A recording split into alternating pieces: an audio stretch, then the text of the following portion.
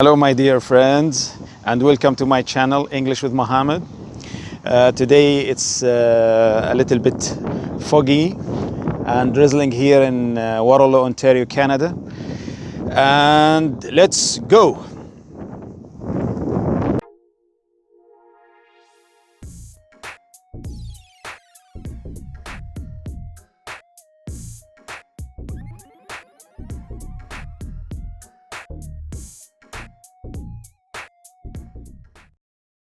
Today we are going to study the history of English language and the importance of English language in our lives. Is English language an important language, or we waste time studying it and waste money studying it? Okay, so first of all, English language, it is a West Germanic language that was brought by the Anglo-Saxon tribes from west side of Europe to the British Isles. The British Islands, they call them British Isles. When we say Anglo-Saxons, we mean tribes that came mostly from Germany, from Denmark, and from Netherlands. So, and they crossed the English Channel to the British Isles. The first people who settled in British Isles or Britain, they were the Celts or the Celts. Some people C-E-L-T. So their migration was in around the year 1000 before Christ. Then after that, there was the Roman occupation of Britain.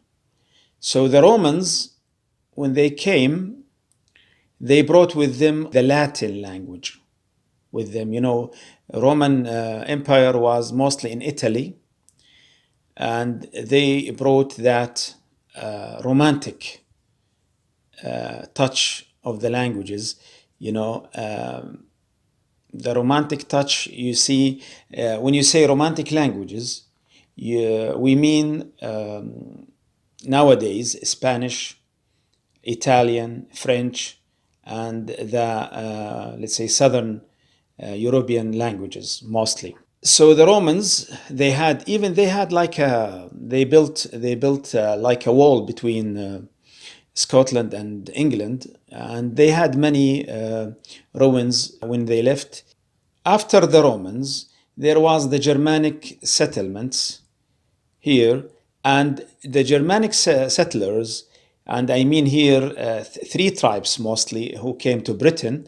They were the Angles and Saxons and Jutes.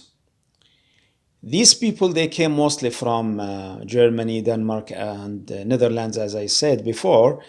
But from that time, Britain had that old, what we call it now, Old English in the British Isles.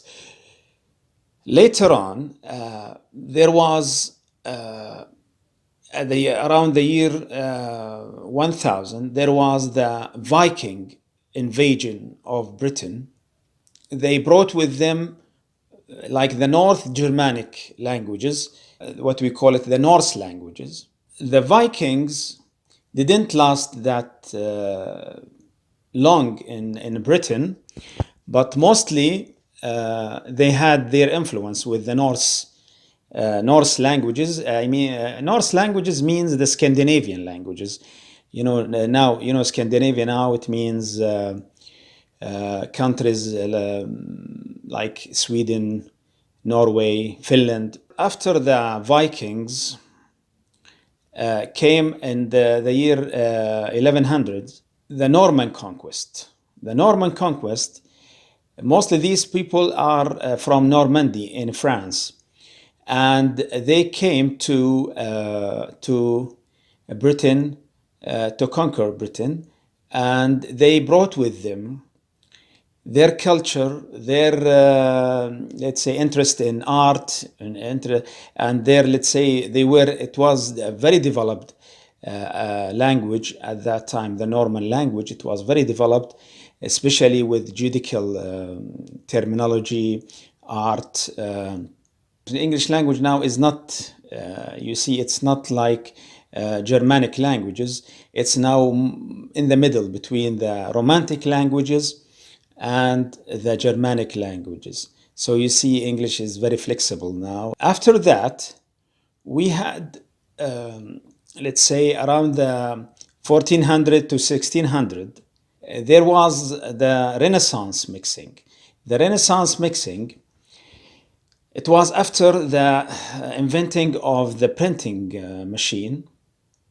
People started reading philosophy, reading literature, reading drama, and all sorts of books. Even the Bible, or the holy book of Christianity, was printed, and people started reading and see some interpretations of the book.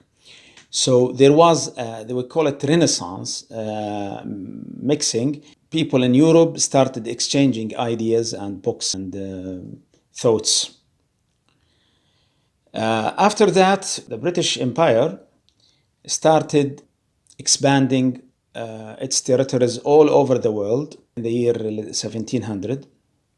British people started visiting remote countries like India, like China, like Arabic world, Africa. They met many people all over the world, and they gained, or the English language gained, many terminology, many vocabulary.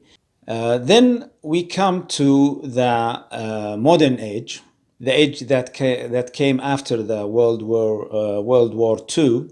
It was mostly, let's say, a revolution, a big revolution in media and transportation.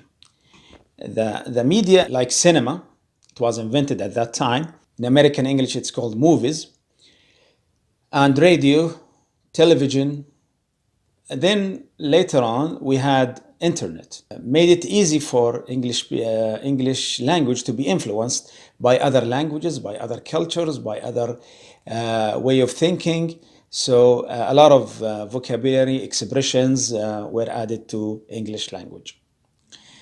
Also, transportation was developed in the 20th century and in the 21st century. So you see now, we are talking about cars that were invented in the late years of 19th century.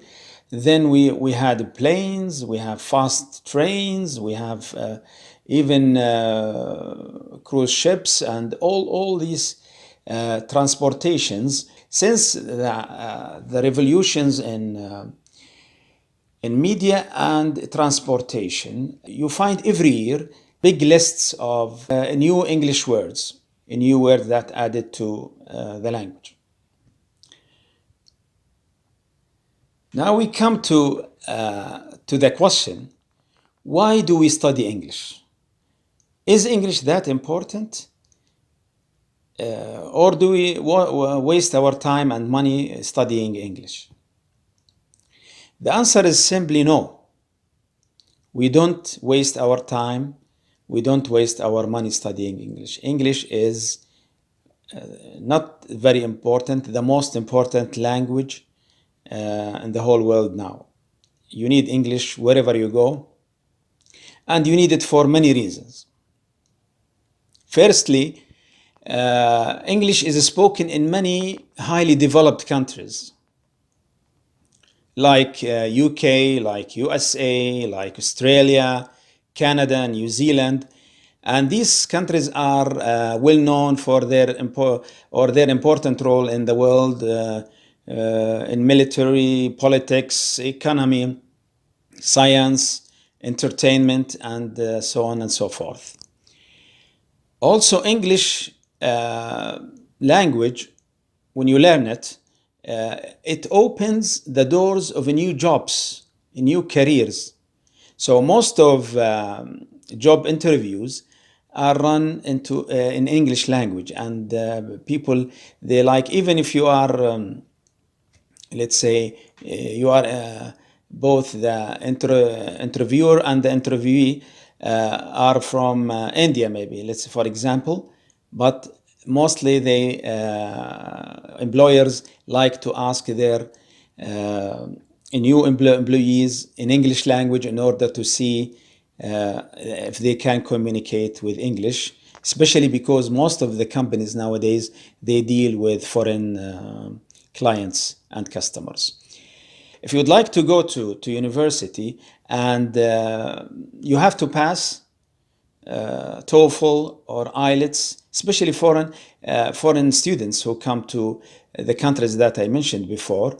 This is a very important role that English language plays. If anyone would like to search for any topic on Google or Yahoo, or mostly you need English because most of the material, most of the topics in on the internet are in English language, maybe more than 80% worldwide. English also makes your life more entertaining. How come? English, most of the movies now, you are talking about Hollywood, you are talking about TV series, YouTube videos, a lot of YouTubers, a lot of movies, books also, newspapers are in English. Something else also, when you learn a second language, it makes you smarter. So learning English language as a second language will make you smarter. Next, business English is very important asset for business people. And anyone who works in international trade needs English for his business, for his communication with his clients. If you are a Chinese businessman and would like to sell, let's say, your products to a Brazilian who speaks Portuguese, the Chinese businessman has to speak in English with the Portuguese or the Brazilian businessman. So English is worldwide used in business. Something else, English, is very easy language to learn. It's a very important language, the most important language worldwide, but in the meanwhile, it's a very easy language to use.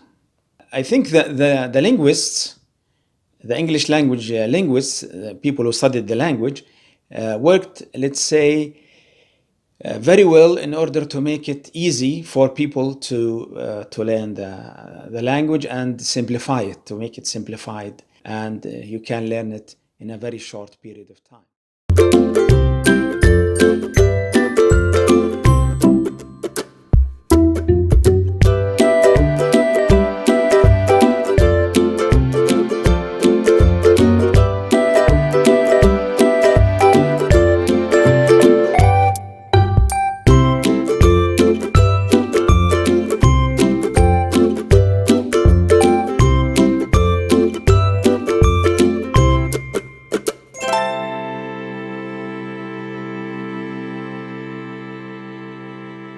Yes, it's hilarious to see. Yeah, he's traveling, but he took English with him.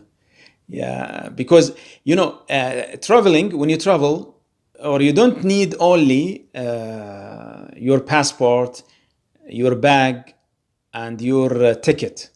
You have to take English with you, because in the airport you have to speak in English. On the plane you have to speak in English with the hostess.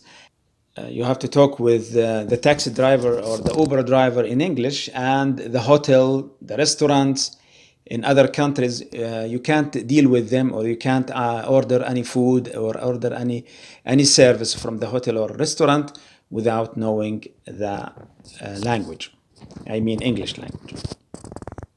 So English is very important traveling.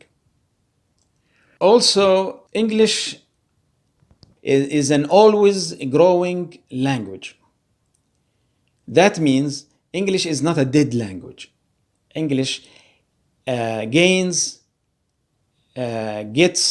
more vocabulary, idioms, expressions every year from all over the world, and they become very easily a part of the English language.